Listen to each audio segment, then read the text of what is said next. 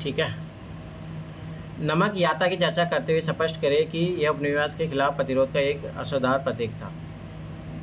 नमक यात्रा दांडी मार्च 1923 में महात्मा गांधी के नेतृत्व में किया गया सत्याग्रह था। यह केवल नमक पर अंग्रेजों का अन्यायपूर्ण कर पर आंदोलन नहीं था, बल्कि पूरे उपनिवेशवादी शासन के खिलाफ असहयोग प्रतिरोध का शक्तिशाली प्रतीक बन गया। एकदम सही बात है। प्रतीकात्मक महत्व, सार्वभौमिक उपभोग की वस्तु नमक अमीर गरीब को सभी की आवश्यकता थी, जिसे आंदोलन को व्यापक सहानुभूति मिली। सही बात है। प्रभावी मुद्दा, ब्रिटिश शासन के आर्थिक शोषण को सरल और प्रत्यक्ष रूप में दिखाया। जन आंदोलन का स्वरूप, नमक यात्रा ने विभिन्न वर्गों, किसानों, मजदूरों, महिलाओं, छात्रों को स्वतंत्रता आंदोलन से जोड़ा। सही बात है। सविनय अवज्ञा का विस्तार, नमक कानून तोड़ने के बाद विदेशी कपड़े जलाना, शराबबंदी कर न देने जैसे अनेक प्रतिरोध सामने आए। वैश्विक स्तर पर गूंज, विश्व के अखबारों और नेताओं ने इसे अंग्रेजी साम्राज्य के विरुद्ध अहिंसक प्रतिरोध के रूप में दिखा। सही है। औपनिक शासन की चुनौती, नैतिक दबाव, अंग्रेज सरकार को दमनात्मक नीति अपनानी पड़ी जिससे उसकी नैतिकता कमजोर हुई। राजनीतिक असर, यह आंदोलन ब्रिटिश सरकार और गोलमेज सम्मेलन के लिए मजबूर करने के लिए सहायक बना।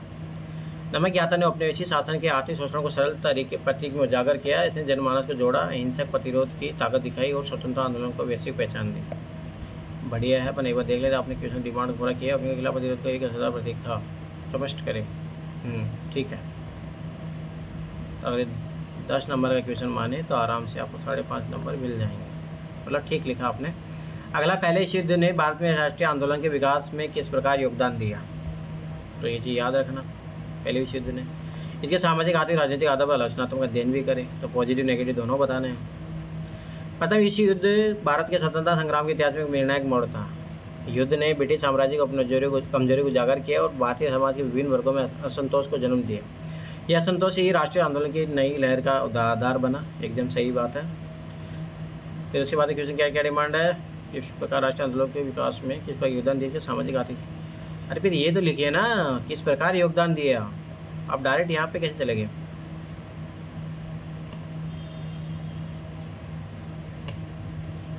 चलो देखते क्या लिखा। युद्धकाल में भारत के लगभग 13 लाख सैनिकों की भर्ती हुई। विदेशों में लड़ाई के अनुभव ने उनमें राष्ट्रवाद और समानता की चेतना जगाई।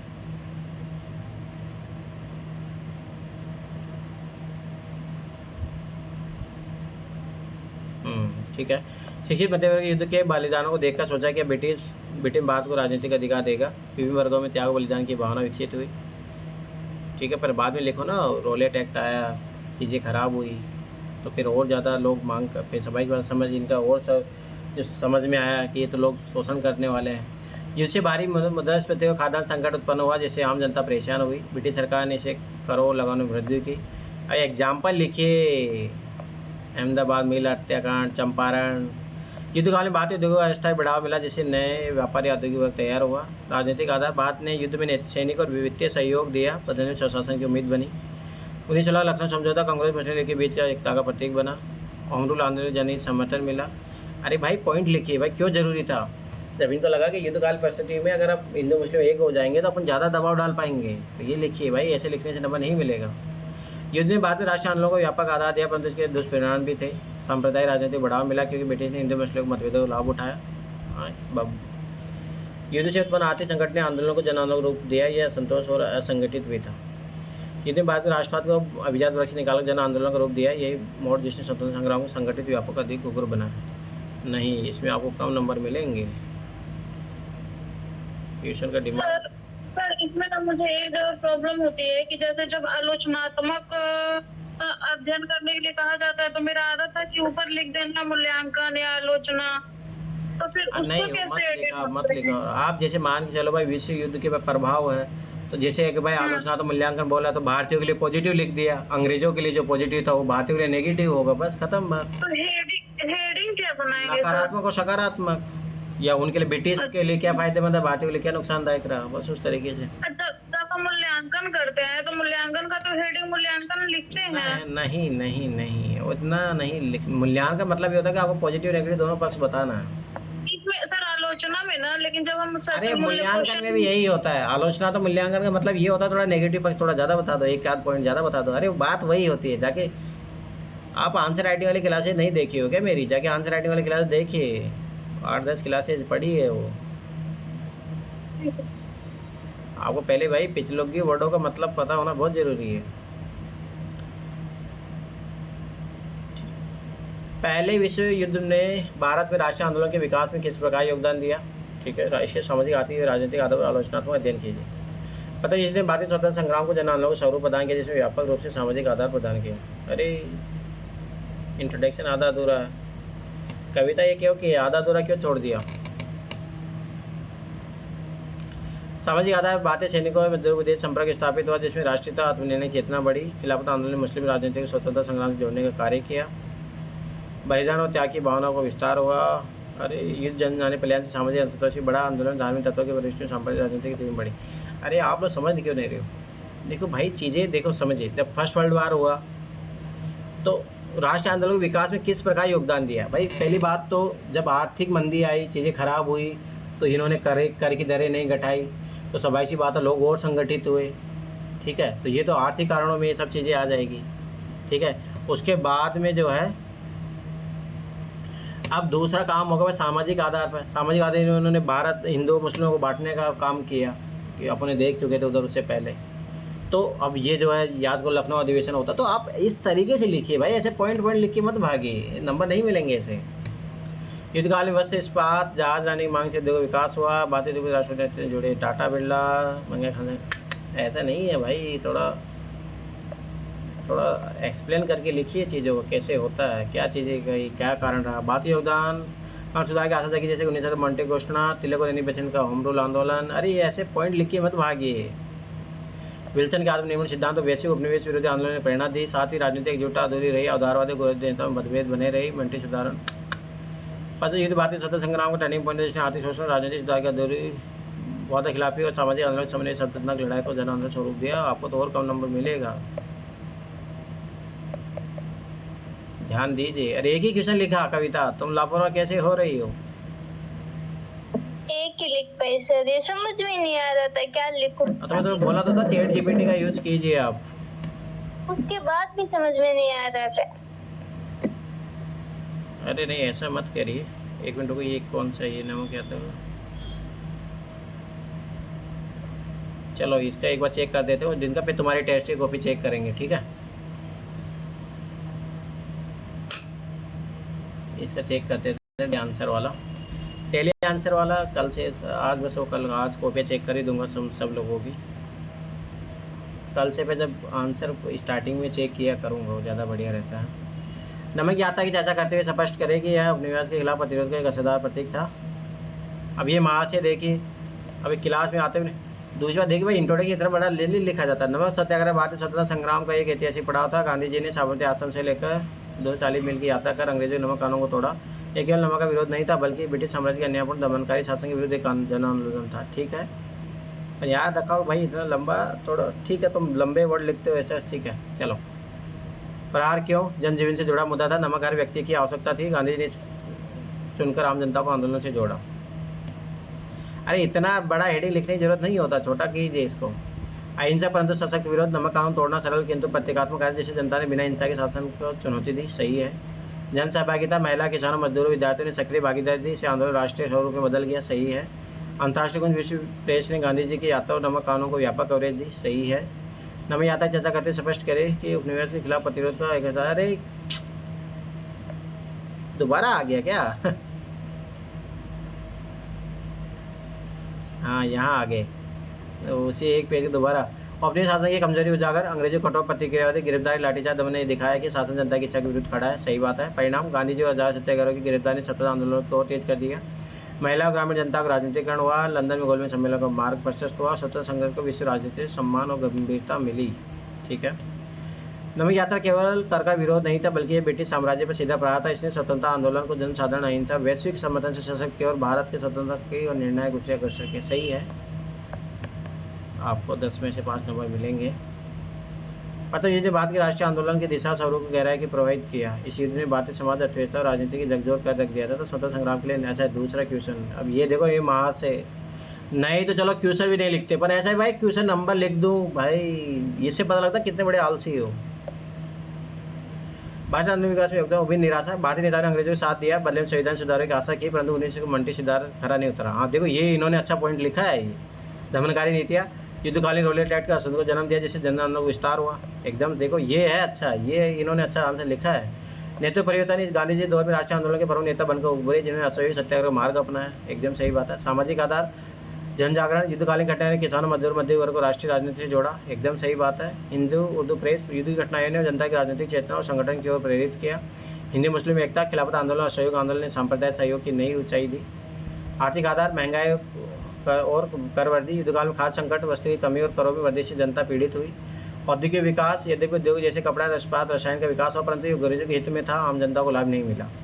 किसान वर्ग पर प्रभाव, अधिक लगान, फसल संकट और खाद्यान्न जब्ती ने किसानों के आंदोलन को और धकेला।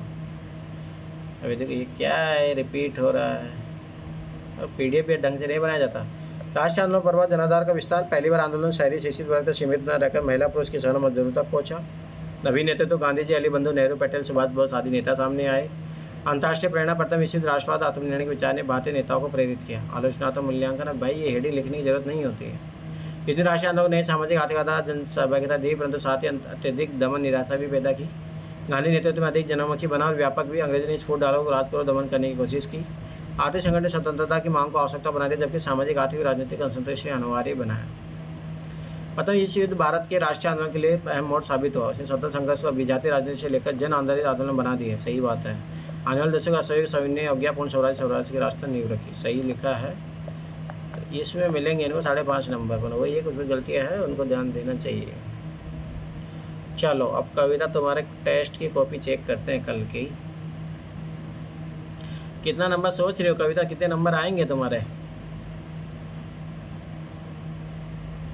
नहीं सोचा कुछ भी। बिना देखे लिखी थी या देख के लिखी थी? बिना देख के। हाँ? बिना देख के। अच्छा, कितना टाइम लगा था आपको?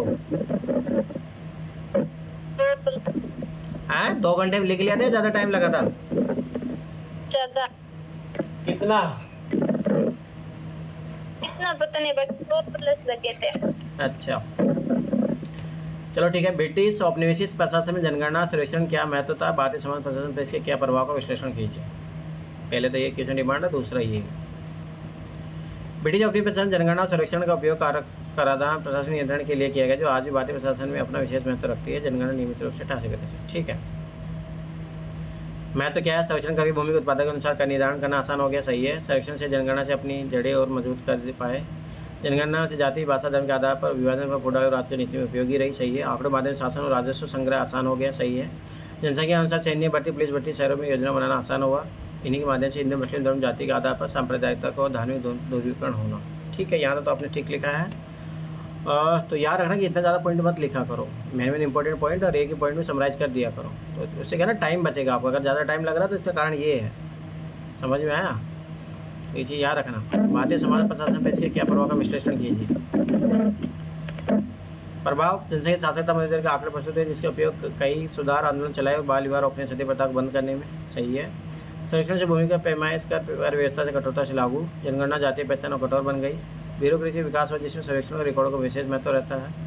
इनकी माध्यम से इन्होंने अपने शासन को वैध ठहराने का प्रयास भी किया। ये बात भी सही है। अपने शासन में जनगणना और सर्वेक्षण का प्रयोग केवल आंकड़े एकत्रित करने से सीमित नहीं था, बल्कि प्रशासन नियंत्रण करने का प्रमुख औजार था, जिसने अप्रत्यक्ष रूप से सुधार आंदोलन, राष्ट्रीय आंदोलन को नई दिशा दी।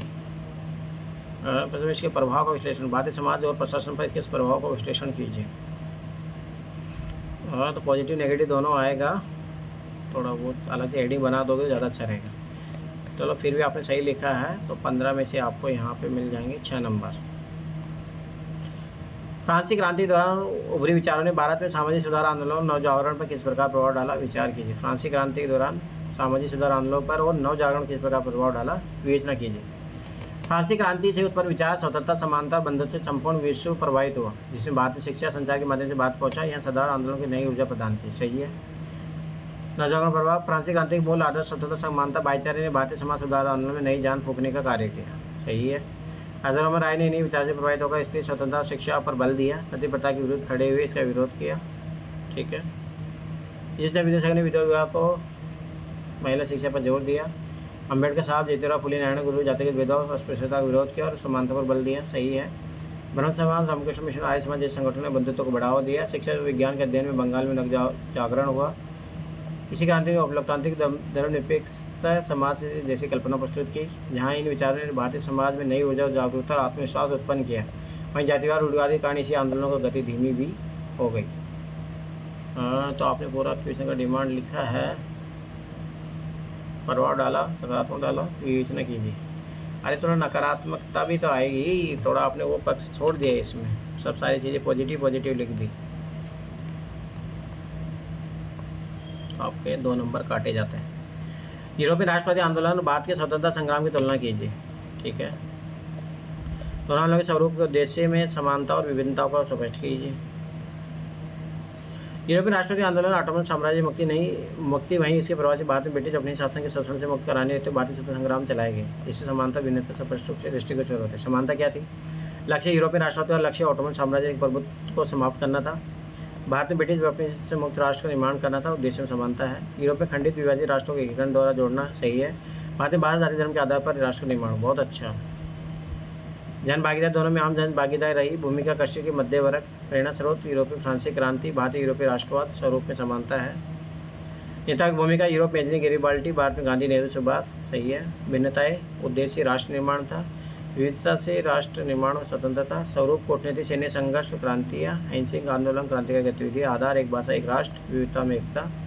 परिणाम राष्ट्र राज्यों की स्थापना, इटली जर्मनी एकीकरण, 1947 विभाजन के साथ विभाजन भी हो गया। यूरोप का राष्ट्रवाद प्राय आक्रामक सैन्यवादी था, जबकि भारत का राष्ट्रवाद अहिंसा, सत्याग्रह, साम्यवादी रहा।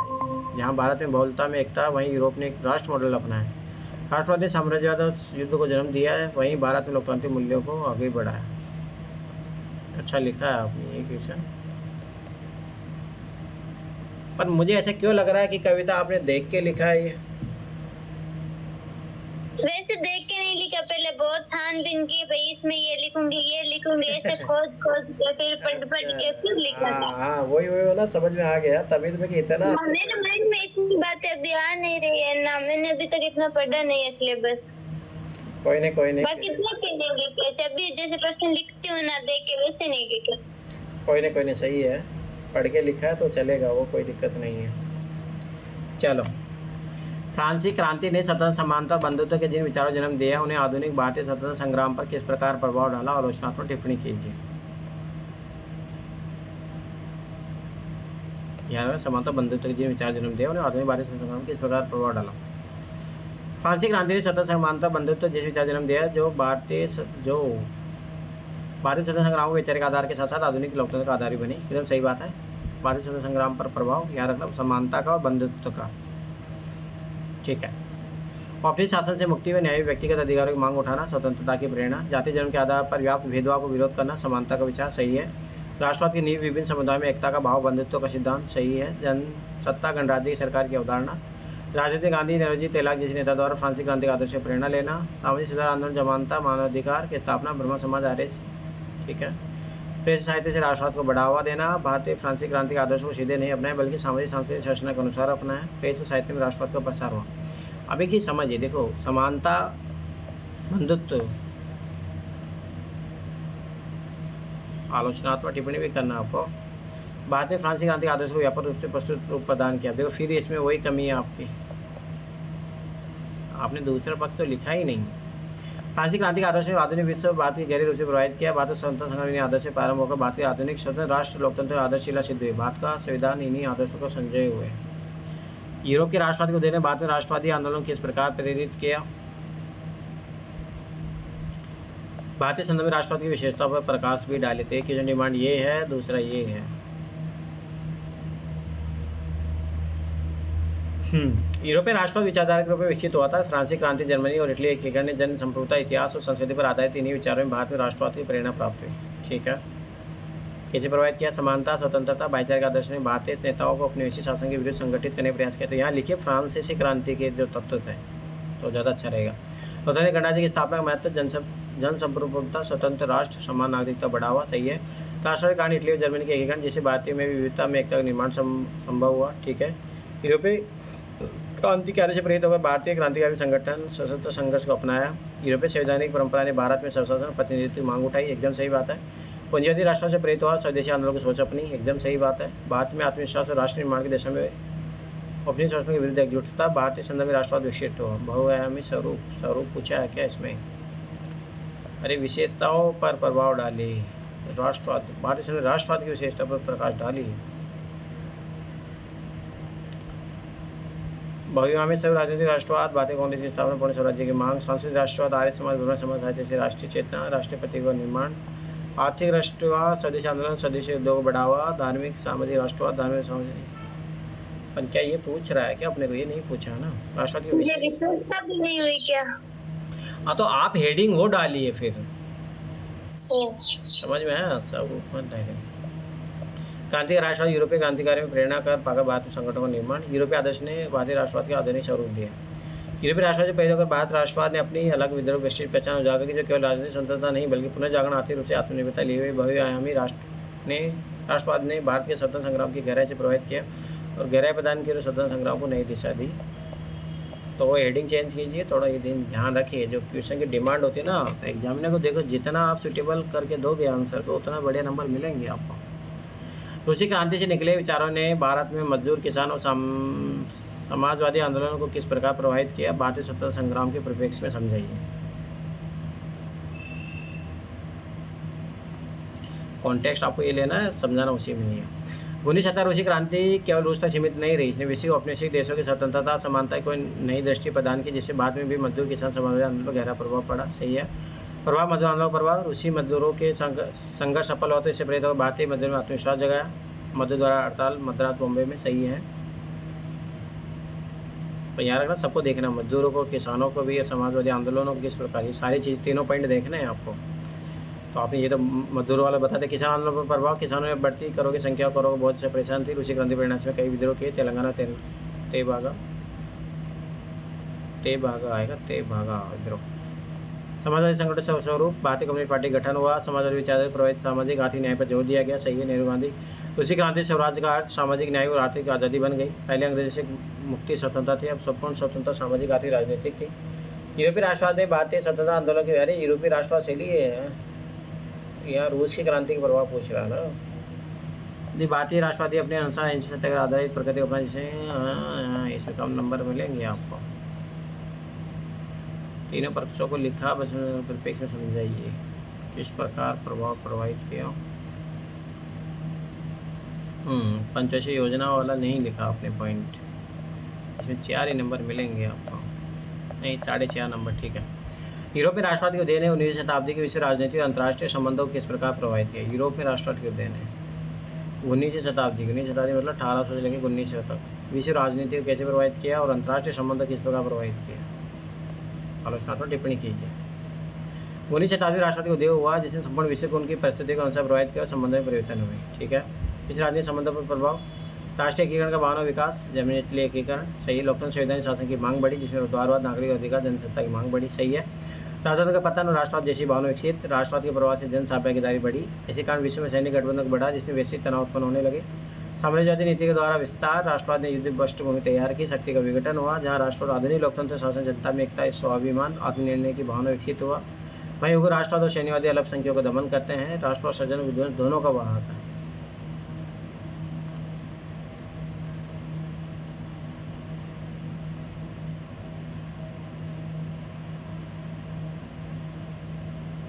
अरे चीज़ें बदलेगी ना, थोड़ा अच्छा नहीं लिखा आपने। फिर आलोचनात्मक तो दूसरा पक्ष तो लिखा ही नहीं।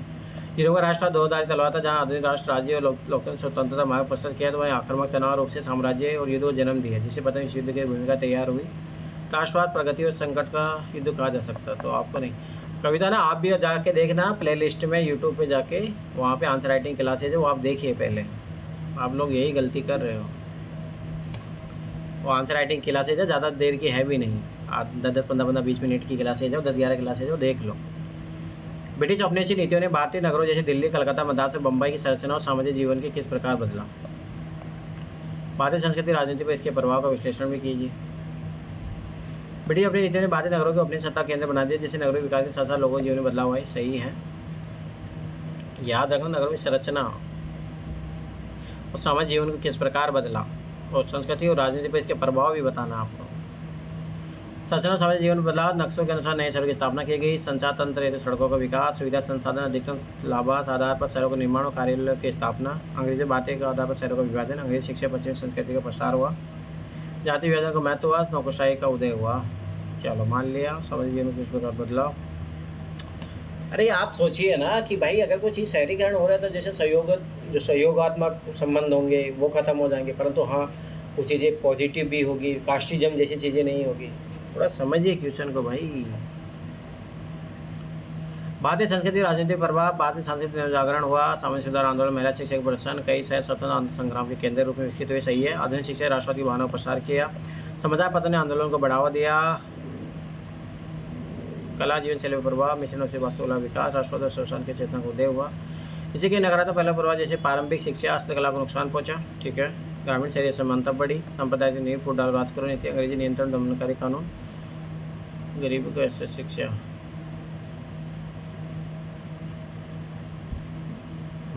आपकी बात देखो, प्रभाव आपने पॉजिटिव नेगेटिव सही लिखा है।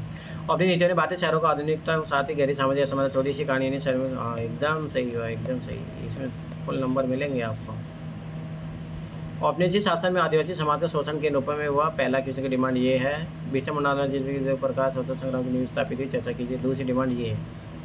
औपनिवेशिक शासन में आदिवासी समाज की जीवन शैली गहराई से प्रभावित किया, जिसमें उसे प्राकृतिक अधिकार छीन कर उन्हें शोषण, गरीबी, विस्थापन की ओर धकेला। सही है। शोषण वन अधिनियम के माध्यम से क्यों करों का आरक्षित संरक्षित वनों को, थोड़ा ध्यान से, वनों को आरक्षित संरक्षित वनों में बांट दिया गया। आदिवासियों को वनों से बाहर धकेल दिया गया। कर लगान, बाहरी लगान के माध्यम से आदिवासी को ऋण ब्याजी चक्कर में फंसाया गया। जबरन मजदूरी करवाई जाती थी। विस्थापन अकाल से फसलें नष्ट हुई और काम के लिए विस्थापन हो गया। साखर मजदूर द्वारा इनको शोषण किया जाता था, आधार पर कार्रवाई की जाती थी। सांस्कृतिक स्तर इनके पारंपरिक संस्कृति पश्चिमी एशिया मिश्रण के स्तर पर कारण नष्ट होने पर एकदम सही है। इनकी भूमि से बेहतर शोषण किया जाता था।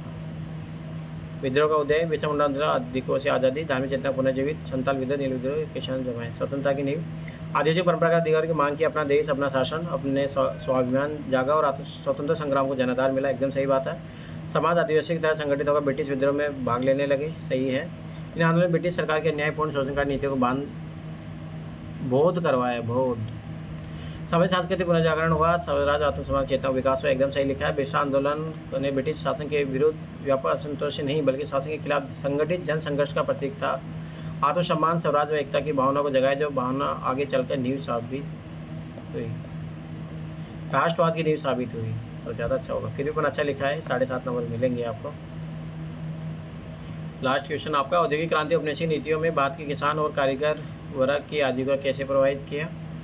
किसान भारतीय ऐतिहासिक भूमिका पर भी प्रकाश डालिए। पहली डिमांड ये है, दूसरी डिमांड ये है। औद्योगिक क्रांति और औपनिवेशिक नीतियों ने भारतीय किसान कारीगरों की पारंपरिक अर्थव्यवस्था बर्बाद कर दिया। उच्च लगान, नकदी फसलों, लगातार उत्पादन खाद्यान्न से वस्तुओं को संकट उत्पन्न हुआ। औपनिवेशिक नीतियाँ, किसानों पर प्रभाव, भारी कर बोझ, नकदी फसलें, खाद्यान्न फसलों कमी, कर्जा, अकालों पलायन। कारीगरों पर प्रभाव, विदेशी राष्ट्रों का अधिकता, हथकरघा उद्योग का पतन, बेरोजगारी, कौशल का ह्रास, कच्चे माल का उद्योग, किसान आंदोलन का उदय, स्वराज आत्मसम्मान चेतना, अपनी संस्कृति। ये बहुत बड़े तरीका अपनाया। जब समय कम बचे आपके पास तो इसी तरीके से लिखा जाता है। आपने सही किया एकदम। औद्योगिक क्रांति कारण उद्योग में भारतीय अर्थव्यवस्था कारीगरों पतन हो गया। काल से पैसा किसानों के विस्थापन, पलायन का सहारा, उद्योग के लिए कच्चे माल के जबरन किसानों से उगाना, जैसे नील कृषि। सही है। कारीगर रोजगार संकट, कच्चे माल का शोषण, औद्योगिक जो पिछापन, हथकरघा उद्योग, इनकी आजीविका नष्ट होगी। ऐतिहासिक भूमिका,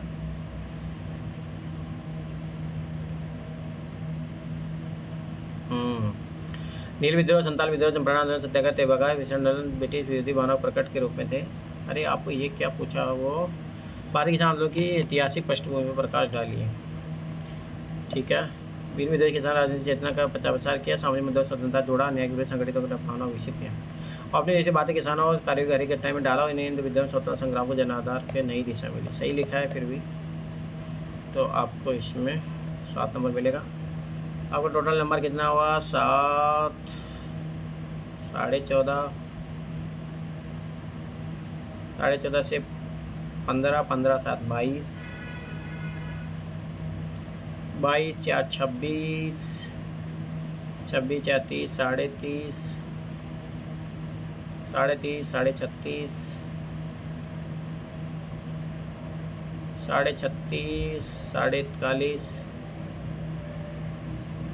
42 7 49 नंबर, 49 और 5 54, 54 6 60। तो अभी तक आप टॉप में हो। देखते हैं वो लोगों की कॉपी चेक करके। 60 नंबर है। ठीक है, मतलब फिर भी आपको अभी 75 नंबर तक पहुंचना है, ये चीज़ याद रखना, तब जाके आप उस लेवल बनोगे। अब 2 लोगों की कॉपियाँ बची है, एक युवराज का बचा है, युवराज की चेक कर देता हूँ, हिमांशु के कल चेक कर देंगे, ये ज़्यादा हो जाएगा नहीं तो आज।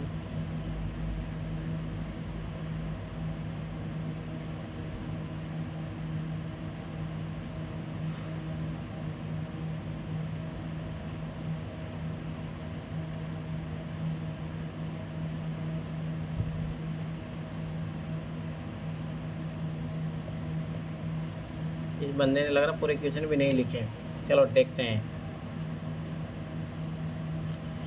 वीडियो अपने शासन जनगणना सर्वेक्षण क्या महत्व था, भारतीय समाज में इसके प्रभाव का विश्लेषण कीजिए। अपने शासन जनगणना सर्वेक्षण शासन की आधारभूत प्रशासन तकनीकी थी। 1872 प्रारंभ हुई जनगणना विस्तृत भू राजस्व सर्वेक्षण बात एक आंकड़े के समाज में एक आंकड़ों के समाज में बदल दिया। चलो ठीक है, इंट्रोडक्शन आपका सही मान लिया गया।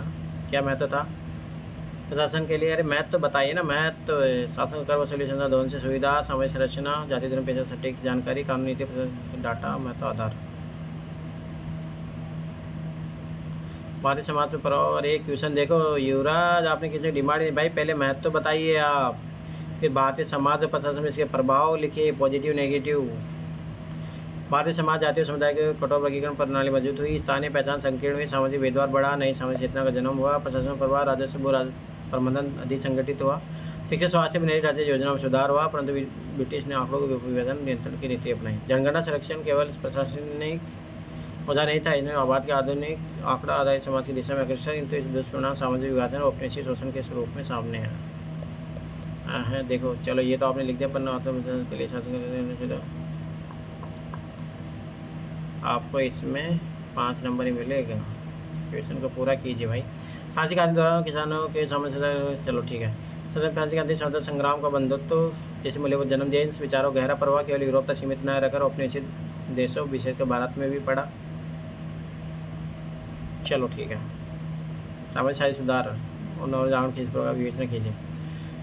जातिगत भेदभाव, लैंगिक समानता के खिलाफ विचारों का प्रसार, आंदोलन में जैसा कि सुधार ने इन आदर्श को अपनाया, सामाजिक सुधार आंदोलन पर सती प्रथा उन्मूलन, विधवा प्रति स्त्री शिक्षा, ब्रह्म समाज परस्पर जैसे प्रेरणा, नवजागरण का प्रभाव, तार्किकता, शिक्षा, विज्ञान, आधुनिक चेतना को उदय, स्वतंत्रता बंधुओं के वैचारिक आधार, न्याय समता के अधिकार।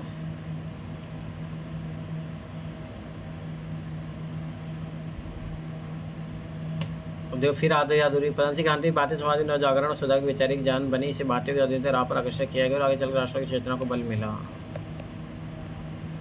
आधा अधूरा आंसर लिख रहे हो। 15 नंबर का क्वेश्चन है भाई, आप एक ही पेज में लिख रहे हो, ऐसे कैसे काम चलेगा? यूरोप के राष्ट्रवादी भारत स्वतंत्रता संग्राम की तुलना की, दोनों की समानता भिन्नता विचार कीजिए। 19वीं सदी में राष्ट्रवाद का उदय हुआ, जिसमें जर्मनी इटली की एकीकरण जैसी घटनाओं को जन्म दिया, वहीं विचार अपने भारतीय स्वतंत्रता संग्राम की प्रेरणा बनी। ठीक है। समानता की जनता की व्यापक भागीदारी है, देश साहित्य सांस्कृतिक प्रत्येक को महत्वपूर्ण भूमिका, राष्ट्रवाद की मान्य राजनीतिक स्वतंत्रता का लक्ष्य। ठीक है। भिन्नता यूरोप में राजनीतिक एकीकरण, जर्मनी इटली स्थानीय राज्यों को मिलाकर राष्ट्रीय राज्य का निर्माण, भारत में अपनी शासन से मुक्ति, स्वतंत्र स्वराज्य की स्थापना, यूरोपीय नेतृत्व, स्थानीय राजतंत्र, भारत में कांग्रेस केंद्र। परिणाम क्या रहे? यूरोप में आधुनिक राष्ट्र राज्य जन्म, भारत में लोकतंत्र राज्य बहुतवादी राष्ट्र का निर्माण हुआ। भारतीय स्वतंत्रता संग्राम में यूरोपीय राष्ट्रवाद को परिणत ली, परंतु अपनी सांस्कृतिक विविधता और अपनी वास्तविकता के अनुरूप उसे अनुकूलित किया। यह केवल राजनीतिक स्वतंत्रता का संघर्ष नहीं था, बल्कि सामाजिक आर्थिक पुनर्निर्माण की परियोजना भी थी।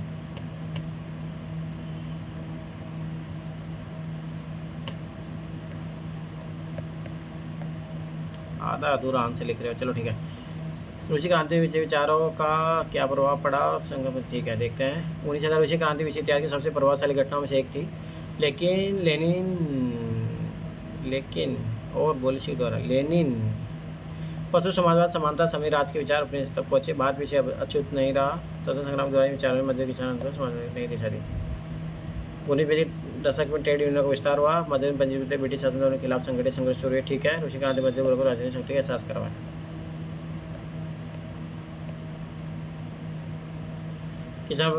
किसान सभा को कृष्ण आदम सामूहिक संघर्ष की भावना, भूमि सुधार, जमींदार उन्मूलन के लिए विचार, रूसी क्रांति प्रेरित, तेलंगाना आंध्र जिस विद्रोह समाज नेता। ठीक है। समाजवाद पर जवाहरलाल नेहरू कांग्रेस सोशल पार्टी गठन। ठीक है। स्वतंत्रता संदर्भ में स्वतंत्रता केवल राजनीति नहीं बल्कि आर्थिक संघर्ष है।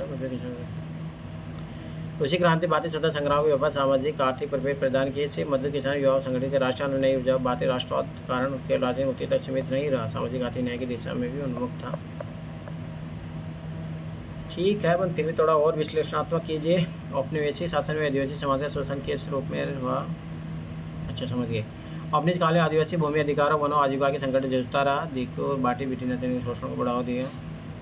थोड़ा अच्छे से लिखिए। इंट्रोडक्शन। शोषण के स्वरूप पारंपरिक पतिकर बेगा जबर मजदूरी, महाजन साम्राज्य शोधन, औपनिवेशिक वाणिज्य फसलों की मजदूरी। ठीक है। विद्रोह आंदोलन, संताल मुंडा उल्लंघन, बेसों ने जन जागृति संघर्ष किया। आदिवासी संगठन औपनिवेशिक शोषण के खिलाफ सामूहिक संग्राम संबंध। इन विद्रोहियों ने ग्रामीण आदिवासी जनता को औपनिवेशिक विरोधी संघर्ष में शामिल किया। ठीक है।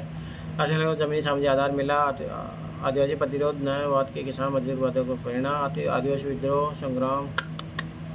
युवराज बहुत लापरवाही कर रहे हो आप।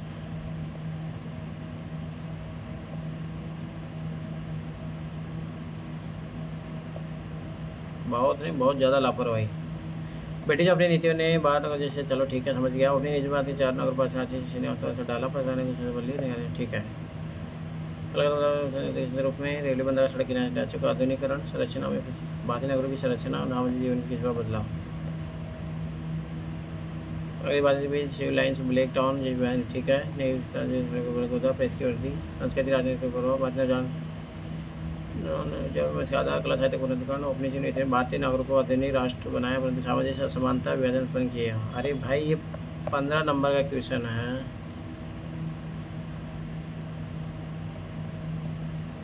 थोड़ा समझिए। चलो हो गया। अब देखो 5 3 8 8 5 13 13 5 18 18 4 22 22 5 27। अब देख लीजिए यही फ़र्क पड़ेगा। 150 में से 27 नंबर है। तो कल अब हिमांशु की कॉपी बची है, वो कल चेक कर देंगे, तो कल पता लगेगा टॉपर कौन रहा। चलो ठीक है, बाय बाय।